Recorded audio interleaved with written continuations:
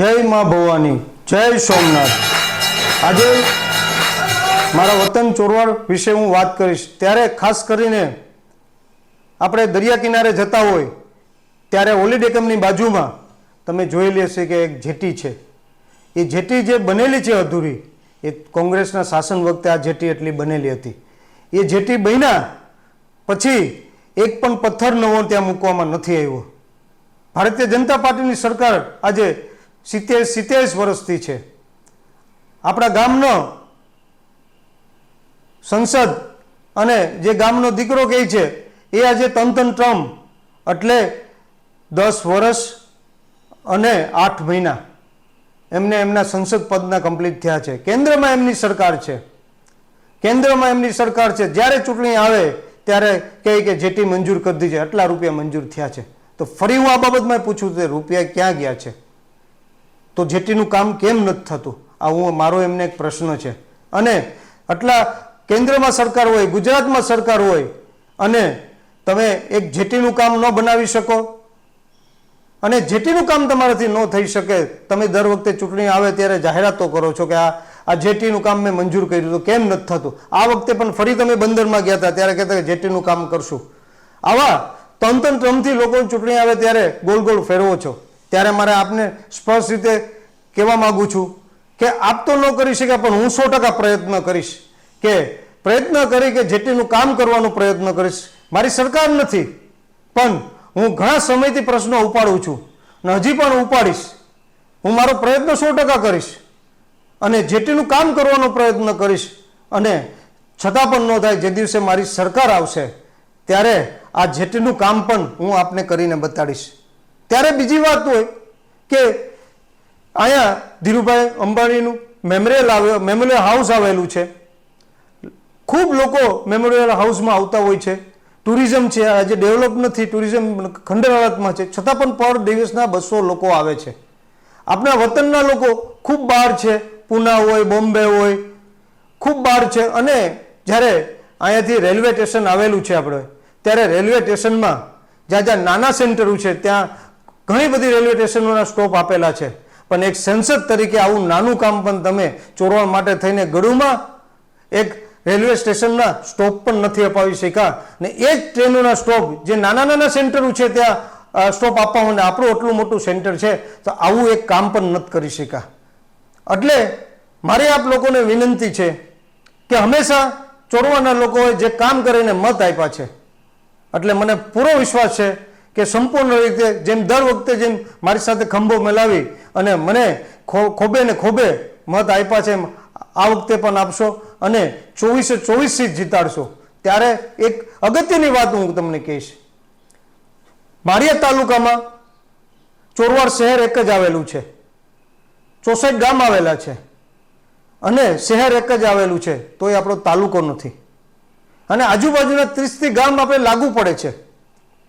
જ્યારે શંકરસિંહ વાઘેલાની સરકાર હતી અને શંકર વાઘેલાની જ્યારે સરકાર હતી અને એ સરકાર વખતે એ સૂત્રાપાડા તાલુકો બનાવ્યો અને ચોરવાડ તાલુકો પણ બનાવવા માંગતા હતા, પણ એ સમય ઉપર જે સત્તાવાળા હતા એ ઈચ્છતા નહોતા કે આ તાલુકો બને। શું કામ ઈચ્છતા નહોતા? એમને બનવા ન દીધો। લોકોને ખ્યાલ છે જે નગરપાલિકાનું શાસન સંભાળતા હતા એ લોકો ઈચ્છતા નહોતા, એને બનવા ન દીધું। એ શું કામે ન બનવા દીધું એ મને સમજાતું નથી।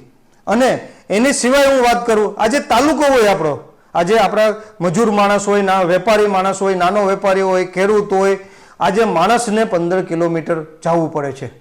15 કિલોમીટર જવાના, 15 કિલોમીટર આવવાના, એક આખો દિવસ બગડે, એની મજૂરી બગડે, વેપારી હોય તેની દુકાન બંધ થાય, ખેડૂત હોય તેને આખો દિવસનું કામ બગડે અને બગાડીને જવું પડે। એક ખાલી આવકનો દાખલો કાઢવો હોય, એક દિવસ ગયા, ફોટો પડાયો, પછી પાછું એની પ્રોસિજર થાય અને પ્રોસિજર જે બીજે દિવસે થાય ત્યારે બીજે 2-3 દિવસ બગડે છે।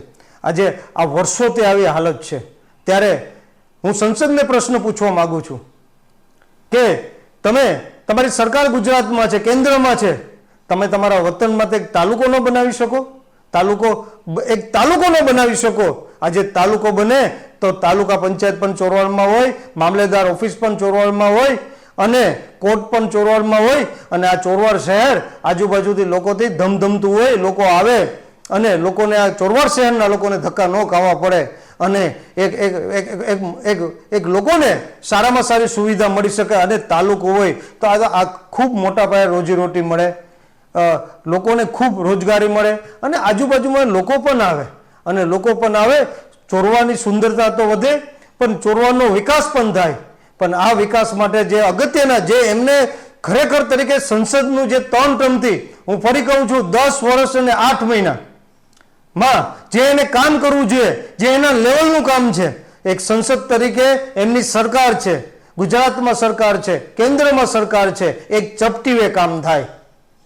તો શું એમને કામ કરવાની આવડત નથી? લોકો એમને મત નથી આપ્યા? એમના વખતે ખોબે ખોબે મત આપ્યા છે એમને, છતાં પણ એ કામ ન કરી શકે. તો હું તો કહું એમને કામ કરવાની આવડત નથી અને બીજા કોઈ કામ કરે છે, એના કામ બીજા કોઈ કામ મેં કરેલા કામ છે એ કહે છે કે આ મેં કર્યા છે.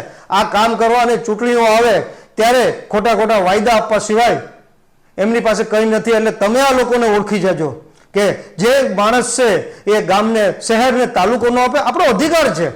આપણે એમ નથી કહેતા કે તાલુકો છે, બીજો તાલુકો તરીકે માળિયા તાલુકો રહેવા દે અને આ બીજો તાલુકો તરીકે વસ્તી વધી છે, એરિયા વધ્યા છે અને વસ્તી વધારાના આધાર ઉપર એક તાલુકો હોય તો બીજો તાલુકો આપી શકે અને સરકાર હોય તો એ ફટાફટ થઈ શકે. જો મારી સરકાર હોય અને આ તાલુકો જાહેર ન કરે તો વિમલ ચુડાસમા એના પદ ઉપરથી રાજીનામું આપી દે. કારણ કે મને મારું વતન પ્યારું છે, મને મારા ગામના લોકો ગમે છે, એ મને વાલા છે, મને મારું પદ વાલું નથી અને ગામનું કામ કરવું એ મને વાલું છે અને ગામનું કામ ન કરી શકો તો આ પદ ઉપર વિમલ ચુડાસમા રાજીનામું આપી દે. ત્યારે એમના કદ પ્રમાણે, એક સંસદ સભ્યના પદ પ્રમાણે અને એમની જે સંસદની કદના પદ પ્રમાણે અને એમની સરકાર આટલી પાસે હોય તો એમને તો ખરેખર કામ આ 3 કરીને બતાડવા જોઈએ. એક તો ટુરિઝમ ડેવલપ થઈ જવું જોઈએ, જેટી બનવી જોઈએ અને ચોરવાડ શહેરને તાલુકો બનાવી દેવું જોઈએ. તો એનું સંસદ સભ્ય 3 ટર્મ એ માન્ય, એ સંસદ સભ્ય 3 ટર્મ એમને કંઈક એમના વતન માટે કામ કર્યું એ ગણાય. બાકી એમને વતન માટે કંઈ કામ ન કર્યું, નાના સૂના કામ બતાડી અને એનો કોઈ મતલબ નથી. અમે એક નગરપાલિકાના પ્રમુખ તરીકે જ્યારે હતા તોય આટલા કામ કરી શક્યા છે, ધારાસભ્ય તરીકે હતા એનાથી વધારે કામ કરી શક્યા હતા. તો એમની સરકાર હોય તો એમની સરકારમાં ટુરિઝમ, ચોરવાડ શહેરને એમના પ્રત્યે લાગણી હોય, આ ગામના લોકો પ્રત્યે પ્રેમ હોય, લાગણી હોય તો એમને, હું તો કહું કે એમને ખરેખર દર વખત ચૂંટણીઓ આવે ત્યારે વચનો આપ્યા પણ કામ નથી થયું, આટલા રૂપિયા મંજૂર થયા છે, આવા વાયદા ચૂંટણીઓ પર કર્યા છે. અને એને તો કહેવું જોઈએ કે હવે હું આ ચોરવાડ શહેર સંસદને, ચોરવાડના વતની અને જુનાગઢ જિલ્લાના સંસદને કહેવું જોઈએ કે જ્યાં સુધી હું ચોરવાડ શહેરને તાલુકો નહીં બનાવું, ટુરિઝમને ડેવલપ નહીં કરું અને જેટલું કામ નહીં મંજૂર કરું, ક્યાં સુધી ચોરવાડ શહેરમાં હું મત માગવા નહીં આવું એમને કહેવું જોઈએ. અને ક્યાં સુધી એમને મત માગવા આવવાનો જોઈએ અને એમને અધિકાર પણ નથી. મારો એક પ્રશ્ન છે, આપ ચોરવાડની પ્રજા અને ચોરવાડના લોકો અને સંસદના સગાવાલા અને એની સાથે એમની સાથે જે ચૂંટણી લડી રહ્યા છે, આપ આપના દિલને પૂછો કે સંસદ સભ્યએ આપણા ગામ માટે કામ કર્યું છે જે કરવું જોઈએ? એ આપના દિલને પૂછો કે એ સંસદ સભ્યએ જે કામ છે આ ચોરવાડ માટે જે કરવા જોઈએ એ કામ કર્યા છે કે નથી કર્યા? અને જો કર્યા હોય તો હું તમને આપના માધ્યમથી પૂછું છું, જો કર્યા હોય એમને કામ તો આજે આપણું ટુરિઝમ હોય, આપણી જેટી હોય, ચોરવાડ તાલુકો હોય, પણ એમને કામ કર્યા નથી.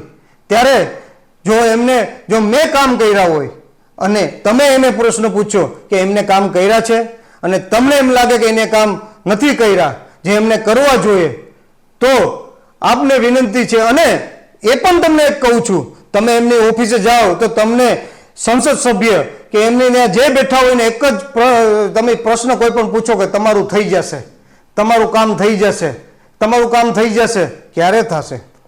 2022, 23, 24, 25, 26, 27 ક્યારે થશે? કયા સાલમાં? આ વર્ષોથી તમને આ લોકોને ગોળ ગોળ ફેરવે છે. હું તો કહું કે આવા લોકોને એક પણ મત તમારો ન દેવો જોઈએ, બગડવો ન જોઈએ.